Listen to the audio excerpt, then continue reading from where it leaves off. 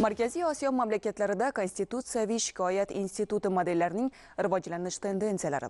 Samarqandda shu mavzudagi xalqaro konferensiya tashkil etildi. Hozir shu haqda.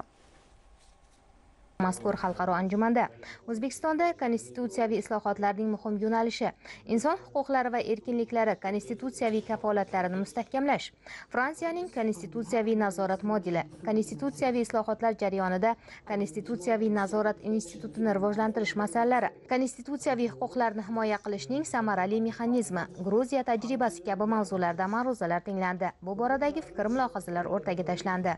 Республика Узбекистан идет по пути демократического развития, строительства правового государства. Bugun mamlakatingiz demokratik siyosiy yo'ldan bormoqda. Muhimi, jamiyatda qonun ustuvorligi ta'minlanmoqda. Konstitutsiyaviy o'zgarishlar amalga oshirilmoqda. Bularning barchasi inson huquqlarini himoya qilishga qaratilgan. Tadbirlarning o'tkazilishidan asosiy maqsad konstitutsiyaviy nazoratni amalga oshirishdir va biz o'z hamkasblarimiz bilan shu yo'nalishlarda malaka almashmoqdamiz. O'tkazilayotgan konferensiyani konstitutsiyaviy sudlar faoliyatini yanada takomillashtirishda muhim deb bilaman. O'zbekiston tajribasidan ham xabarimiz bor. Anjumanda O'zbekistonda konstitutsiyaviy islohotlarning muhim yo'nalishlari, konstitutsiyaviy odil sudlov, Yevropa va Markaziy Osiyo davlatlarida konstitutsiyaviy shikoyat institutining amal qilishi, fuqarolarning konstitutsiyaviy huquq va erkinliklarini himoya qilishda parlament hamda inson huquqlari bo'yicha milliy institutlarning konstitutsiyaviy sud bilan o'zaro hamkorligiga oid mavzular xususida atroflicha so'z yuritildi.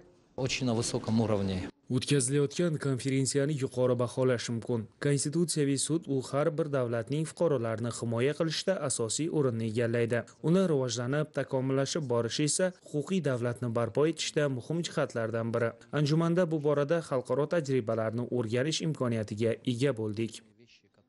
Очень важно, потому что этот вопрос...